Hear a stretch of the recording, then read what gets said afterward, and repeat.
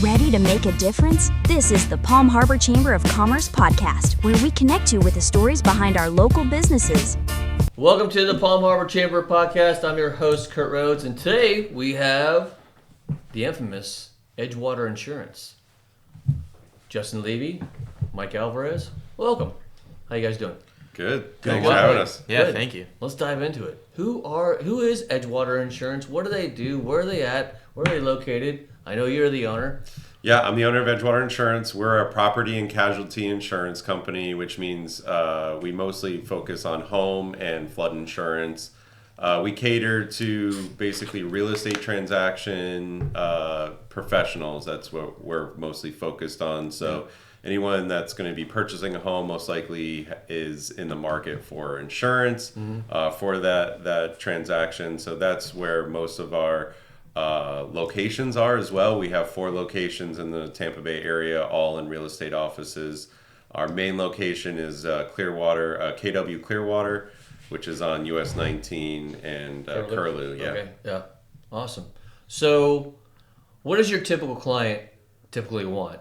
Just homeowners insurance? Do you more or less do the bundle with the auto? Because I think mainly if you're working out of real estate agents, you're mainly going to be working on homeowners insurance, right? Policies. Yeah, I mean that's people buying and selling. That's where the majority of our leads, our referrals come from. Are going to be people or homeowners or new to the home market. So yeah, it's going to be a homeowners transaction typically first. Okay. And then as they recognize the value of our agency, they go, oh, hey, how about auto? Do you do auto? Do you do boat? And yeah, we do all of it essentially. So. Well, I know your customer service and communication is really good because you guys have been around with the chamber for many years. I know you use that nice with the price type thing, but it's kind of funny, but it actually has a good correlation to it, right? Yeah, I mean, my history goes back to some family businesses that were just pillars were based on customer service. Our mission is to provide leading industry customer service catered with the marketplace of the carriers that we have. Our agency was started by a gentleman that's been in the industry for 30 years. So he really gave us a really good head start with a lot of carriers. So really all we had to do was answer the phone. And I mean, that was one of the things he really told me is answer the phone and you'll be better than the rest. A lot of agents get comfortable in the phone's going to ring tomorrow, right. Or it's weird. I hear a lot where agents will take the phone call, they'll do the discovery call, and then they'll never call them back. They won't even quote them. I don't know if it's because they're not competitive or they're overwhelmed, but I've grown our agency to systemize it so that we have people that are in place for specific activities within the agency, quoting and renewals. Right. So we're not all overwhelmed with all these tasks. We're all focused on one activity, and that really has helped us be active, aware, and responsive. Yeah.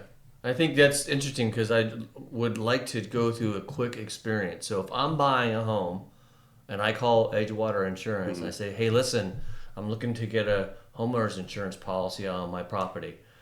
Walk us through that typical conversation. Give us the ABCs. Yeah, I mean, first we're going to gather some information, just understand the purpose of the property, some of your personal information.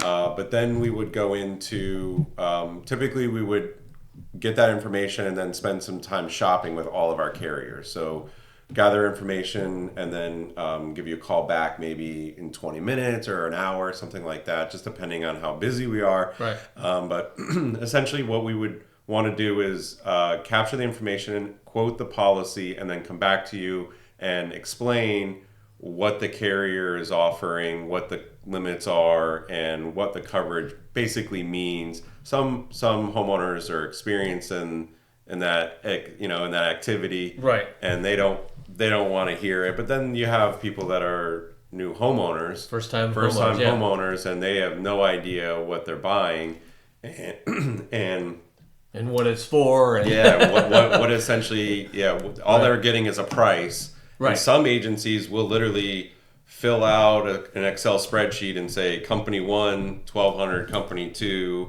whatever. Okay. And they don't give you any information. They just and pick which company you want or which package you want. You don't even know what company you're picking. So you kind of take it the extra step. That's why here you take it the extra mile and kind of educate that homeowner. We try to, new or old, and I mean, that's how we got the rapport we have now, because we do take the time to educate, everybody, anybody. Right. And that helps spread the word. Like, hey, they didn't rush me off the phone. They explained everything. We'll be on the phone for 2 minutes or 2 hours. It really doesn't matter. But that's how we provide that, top-notch service for everyone to, spread the word about us. That's good. I'm trying to remember our mission off the top of my head. But essentially it goes, our mission is to ensure informed customers through an honest and true process. Okay. And so and that's how I train my agents, because there are definitely ways that an insurance agent can strip coverage kind of in the background and go, look, I've got this policy for $1,000 and it's better than anything else that's out there. And the way it works is the rates are mandated by the state and approved by the state. So if I'm selling a policy from ABC insurance company, another insurance agent selling from the exact same insurance company cannot provide a different rate. Okay. Their only thing that they're doing is stripping coverage or changing deductibles to make that rate different. Yeah, I think going through the communication with that customer and educating them, I think they see value, right? Mm-hmm. You're more of an advisor role and explaining, like, I know he does as well, and I instill this in all my agents, is to treat our customers like their family and ensure them like their family, because they're going to be around for many years. If you do it correctly, they're going to be calling us saying, hey, I need this help. Or even if they have a claim, especially last year when we had a lot of the hurricanes, we're helping insureds and customers through that process of getting their house back to the way it was. And if we're stripping coverage in the background, not only is it hard for us to help them through that, but it's hard for us to sleep at night. I mean, I have a conscience that pushes me to make sure that I can go to bed good and know that everyone, all my customers are insured properly. And so it's an honest process. And it keeps our customers to where we want customers that want good and honest and true insurance. If you're trying to manipulate the system to get a lower rate, that's not necessarily a customer that we're really interested in. Right. And so it just kind of sets the pillars to our agency. Well, speaking of customers, because we might have some people that are actually watching that might be a customer. So do you have a website that you have? What is that? Yeah, it's edgewaterinsurancinc.com, or you can go edgewaterin.com. Okay. And what social media platforms are you guys on? We are on Facebook and Instagram. Okay. We're not much on the social media. We do more word of mouth. Okay. That's great. Yeah. It's kind of what I wanted to jump into. Word of mouth around here through the chamber is Edgewater Insurance is the insurance company to call. Right. For auto, RV, motorcycles, home. Mm-hmm. So flood. Well, there's a reason why they call me the best insurance agent in all the land. Exactly, I know. That was an earned title. It was an earned title. Yes. You did. Given and earned. Right. Given. Yeah. Speak about just real quick about the flood insurance, because I think a lot of homeowners, or even our audience that's listening, is, why do I need a flood insurance policy? I'm not in a flood zone. Because I think when it comes to insurance, people go, oh boy. Mm-hmm. Yeah, this is going to hurt. We do title insurance, right? You do auto insurance. People just don't call up and say, hey, tell me all about title insurance. It's a rare breed. They don't want, right? It's a rare breed. They want to make sure they're protected. Mm-hmm. They want good communication, and they want to be at least somewhat educated. So by the time you hang up that phone, all right, I understand what Justin was talking about, or I understand what Mike was talking about. Thank you for helping me out.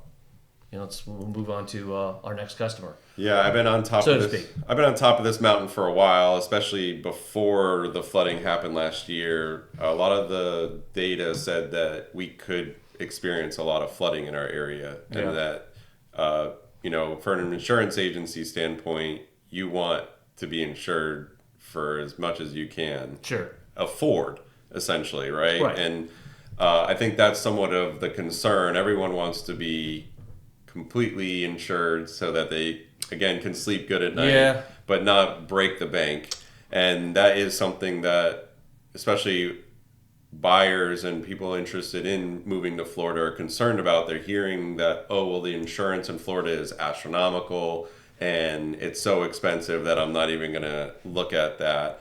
And we see that a lot with flood insurance. People that aren't forced to buy insurance or buy flood insurance because they're not required by a lender are going to say, I'm not even going to look at it because it's not something that it scares me. The cost of it scares me. Yeah. And so, and it's true for some areas, it is very expensive now for flood insurance. With that said, we actually have a lot of products that have come into the state just this year. And we're recently on the news for this because we have some products that are very comparable to FEMA costs, but the coverage is astronomical. Everything that most homeowners are experiencing in flood insurance and what they were missing in flood insurance, like if you had to go to a hotel, FEMA flood insurance doesn't cover that. Right. And the way they evaluate your personal items and they give you like a depreciated value on your items, right. This product has a better evaluation. So my point being is, there are sometimes an opportunity for you to find a policy that's very inexpensive and to protect yourself so that, it actually makes sense. Yeah, the peace of mind, right? The peace of mind. If you're not in a flood zone, typically $600, maybe the very most, to get you basically covered. Yeah. So $50 a month if you break it down. And it's some really good coverage. So that's where Edgewater Insurance comes into play, right? Yeah, that's communication, education.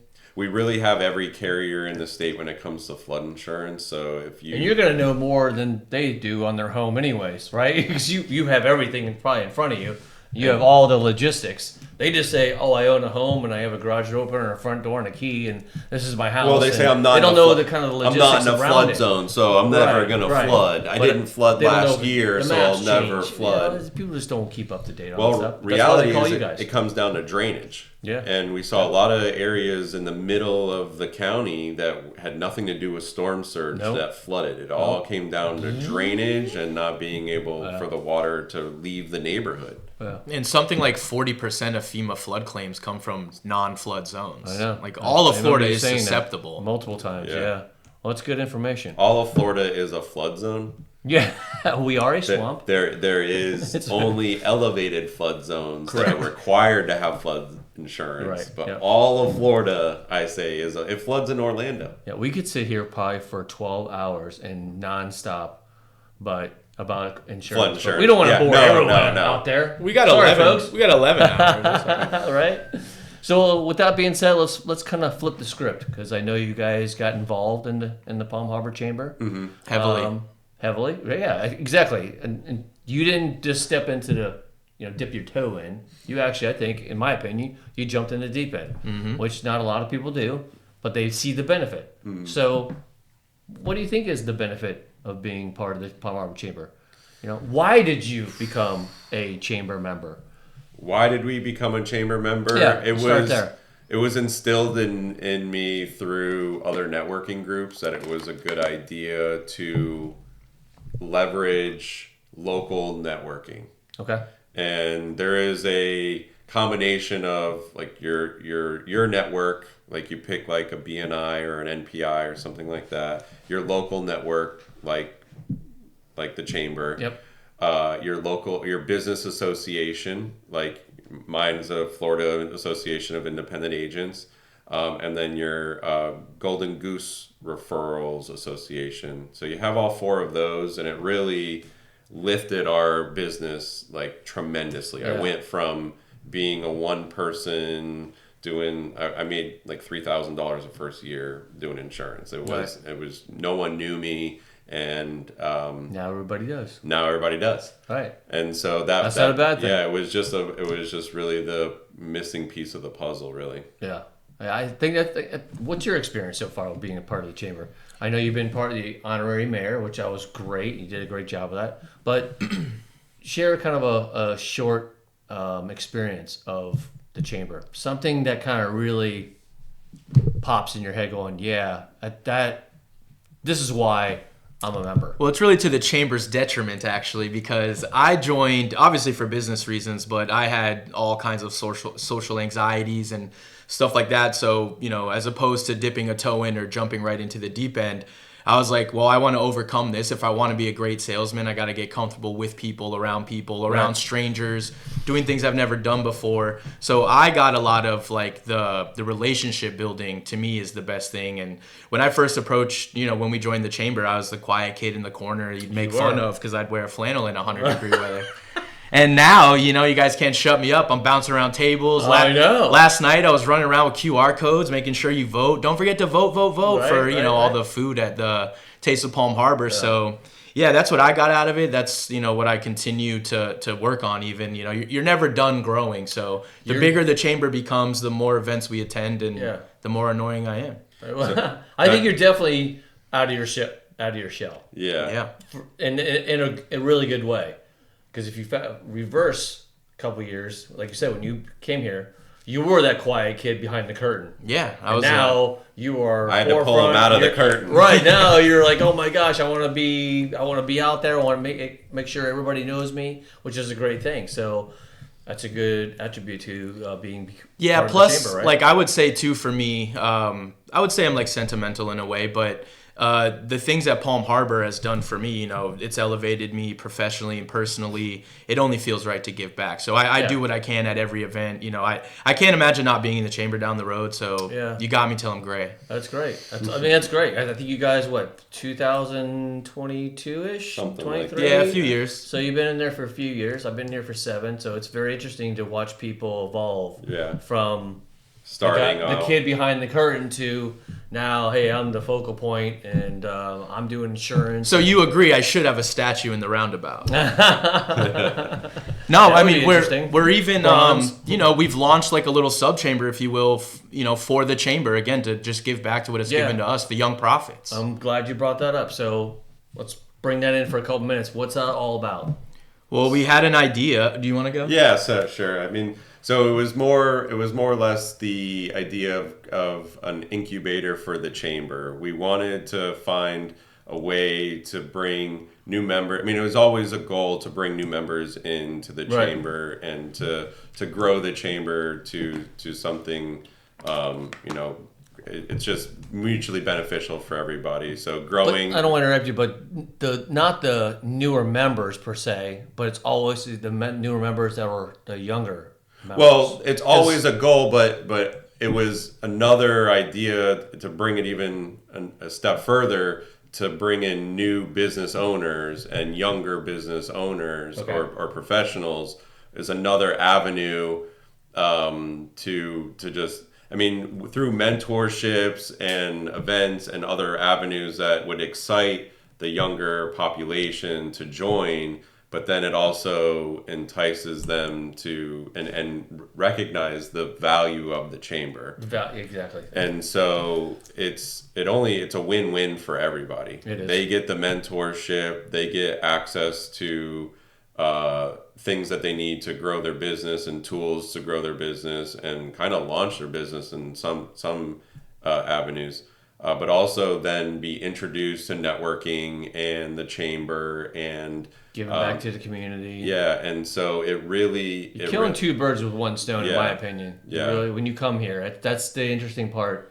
Is I think most people start to realize if I can network the correct way and I can give back to my community, I mean, it just opens the floodgates. So I mean, from a business standpoint, if I could talk on that quickly. So yes. I mean, obviously he did the mayoralship, and that really sparked the whole just giving back and being a philanthropist in a sense, right? Okay. Just matching what we donated and building beds and delivering beds and experiencing that and meeting another member through the chamber, having Keep Pinellas Beautiful, and we adopted a mile near our office, and just kind of having fun. We were cleaning up during... Right, you got a bunch of accolades. So we're doing those things, and really in no real purpose. We weren't really trying to like, hey, look at me win business because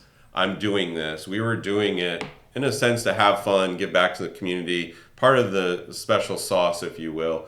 But in the end result, we were getting contracts from carriers that I had been trying to get contracts for since the beginning of my agency, to a point where other agencies are saying, like, how did you get those carriers? How did they? And they admittedly said, we came to your Facebook page and we saw you building beds and cleaning the streets and doing this with the community, and we want that type of business owner, and that's why we're going to give you this contract. Yeah. And honestly, I mean, we had a meeting yesterday with one of those carriers. It makes our lives so much easier. Having the availability of this product and this carrier, now we can make your life easier and less expensive, and the more tools in the tool belt. But it's only because we did the giver's gain. We gave to the community first. We were selfless and threw money at community and charities, and in result with no expectation of any return. But you did the right thing.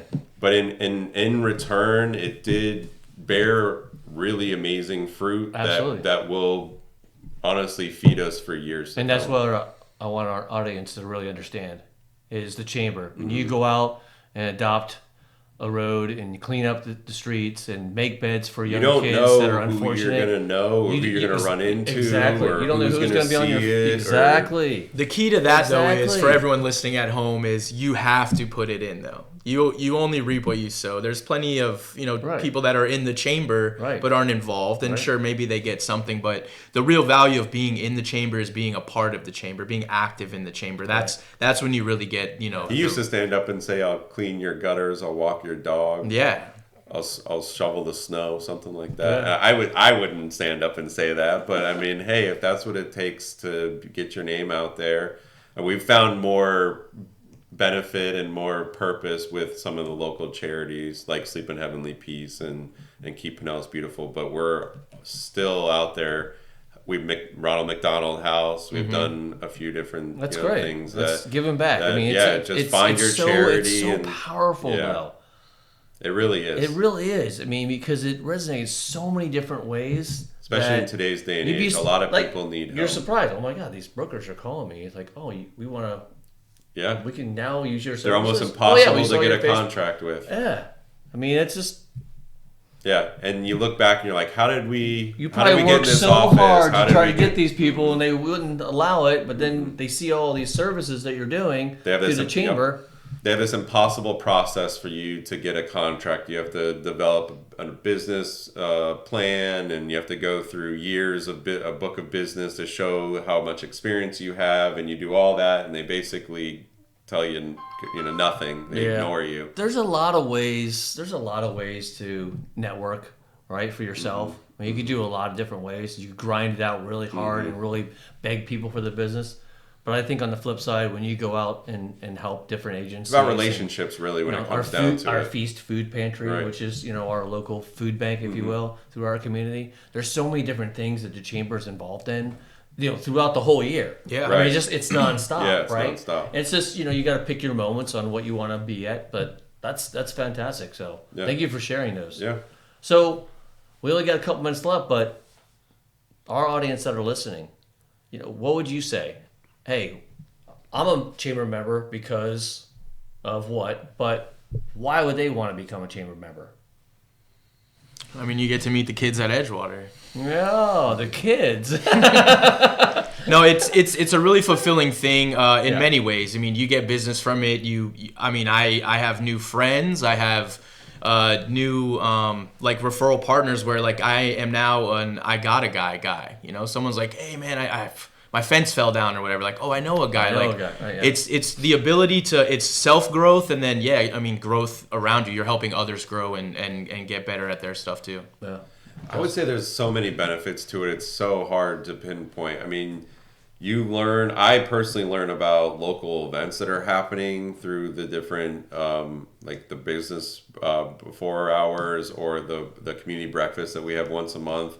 I'm the guy that finds out what's happening in the community and explaining that to my neighbors. And personally, obviously, socially, events, the business attribute is unmeasurable. It's so hard for me to explain the benefit, especially with that story that I just provided to you, and many more examples that I could give. Just not enough time. But business wise, it is light years difference from being a member or not being a member. Well, thank you for being part of the chamber, and obviously it's been a benefit for joining the chamber. Correct.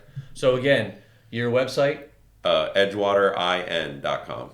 And your social media platforms that you're on? Facebook and Instagram. Okay, and do you have a phone number where people could contact you if they need? 727-772-0428. All right, perfect. Justin Levey, Mike Alvarez, Edgewater Insurance. Thank you, guys. Thanks. Appreciate it. Thank you, Chamber. Don't forget to subscribe to the Palm Harbor Chamber newsletter for updates and the next episode.